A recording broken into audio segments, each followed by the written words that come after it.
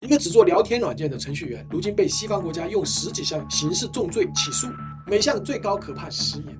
他到底干了啥？杀人了？放火了？贩毒了？都不是，他只是死死地坚持了一件事，绝不帮政府看用户的聊天记录。这个人就是 Telegram 的创始人杜罗夫。最近他在奥斯陆的自由论坛上的演讲火爆全网，重新把一个老话题扔到了世人的面前：言论自由到底是不是奢侈品？杜罗夫这个曾经被俄罗斯称为是俄罗斯的扎克伯格的人，早年在俄国做过社交软件 VK， 做得很大，然后被政府盯上了，因为不肯交出用户的数据，不肯删帖，最后公司被强行夺走，人也被迫流亡海外。一般人的经历了这些，大概率也就老实了，但他没有，然后又做了 Telegram， 并且比上次做的更极端，端到端的加密，不留用户数据，不配合政府审查。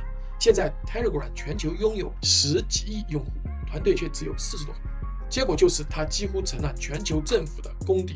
法国要起诉他，西班牙要搞年龄验证，欧盟要数字身份，英国要扫聊天记录。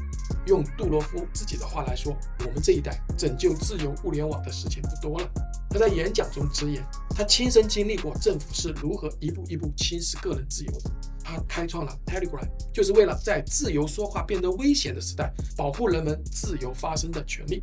说到这，可能会有人说了，不就是软件上聊个天吗？至于上升到自由这么大的词儿吗？200多年前，美国建国初期，托马斯·杰弗逊在给议员爱德华·卡林顿的信里写了一句，后来被反复引用的话：如果让他在没有报纸的政府和没有政府的报纸之间做选择，他会毫不犹豫选择后者。那个时候，批评君主或质疑强权，往往意味着牢狱之灾。杰弗逊的判断他很清晰，权力天生有扩张的倾向，只有让民众自由地说话、自由地讨论，社会才有发现错误、纠正错误的机会。后来，这个理念被写进了美国宪法第1修正案，成为许多现代国家宪法里公民基本权利的起点，限制公权力，防止因言获罪。今天的互联网时代，言论自由这个思潮本应该更加普遍，因为它打破了传统媒体的垄断，让普通人也能够平等的发声。可现实中，越来越多的平台被要求配合监听、删除内容，甚至加密通讯里要设置后门。原本用来维护秩序的规则，渐渐的变成了干预舆论的工具。全世界的政府好像都商量好了，都在说一句话：互联网不是法外之地。这句话本身没有错，问题是它怎么执行的。现在套路是什么？政府不直接删帖了，这样做太明显了。他换了一个方法，给平台施压，你不删是吧？罚款，巨额罚款；你不配合是吧？起诉，抓你的 CEO。结果就是平台为了自保，只能自己先审查起来，而且为了不被罚，宁可多删错删，也不敢漏删。这就形成了一个可怕的逻辑。我们必须承认，网络上存在谣言、暴力、煽动、违法犯罪等等，但是解决这些问题的正确路径，从来不是把审查权交给私人企业。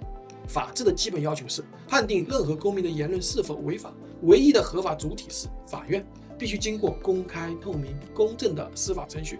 平台可以有自己的社区规则，可以有自己的价值观偏好，但绝不能在外力的压迫之下变成公权力管控的舆论工具。政府把审查的活外包给了私人企业，自己躲在后面，既达到了管控的目的，又绕开了宪法对权力的限制。杜罗夫在演讲中特别提到，他亲眼看到个人自由在世界各地几乎无一例外的被侵蚀，政府用各种方法压制基本权利。法国的情报部门曾要求他删除政治抗议的内容，他拒绝后，对方直接说：“你现在人在法国，你觉得你还有得选吗？”这正是他反复警告的，互联网正从自由沟通的工具变成了国家控制的工具。说到这，肯定会有人说了，可是网上这么多谣言，诈骗这么多，不管能行吗？管当然要管，但怎么管是一个技术活。我给你打个比方啊，路上有人飙车撞人了，怎么办？你是应该去抓那个飙车的人，对吧？你不能因为有人飙车就把整条马路都给挖断了。言论自由也是一个道理，有人造谣，你去告他，让法院判他，该赔钱就赔钱，该坐牢就坐牢，这叫事后追责。但你不能在言论上搞事前审查，就因为可能他的话是造谣，就提前把所有人的嘴都给封上。而且最关键的问题是，谁来定义谣言呢？你回想一下疫情那几年，多少当初被定性为谣言的东西，后来被证明是真的；多少当初被删的帖子，后来成了预警。如果当时平台全都删干净了，我们连知道真相的机会都没有了。我知道很多人会觉得言论自由这4个字太虚了，跟我有什么关系？我又不反政府，我又不造谣，它跟我没关系啊。其实不对，言论自由保护的从来不是正确的话，而是你不喜欢听的话。如果只允许一种声音存在，剩下的那个声音一定是谎言。真正的文明不是消灭不同的声音，而是包容多元的观点。真正的安全不是全民沉默的安稳，而是自由发声的底气。杜洛夫说过，自由比金钱更重要。为了这句话，他丢了公司，流亡海外，现在还面临牢狱之灾。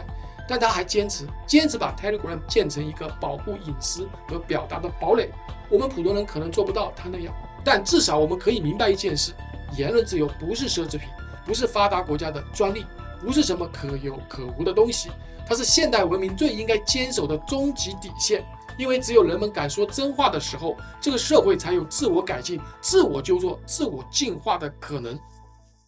我是鲁克，欢迎关注碧海，我们一起来看透天下财经。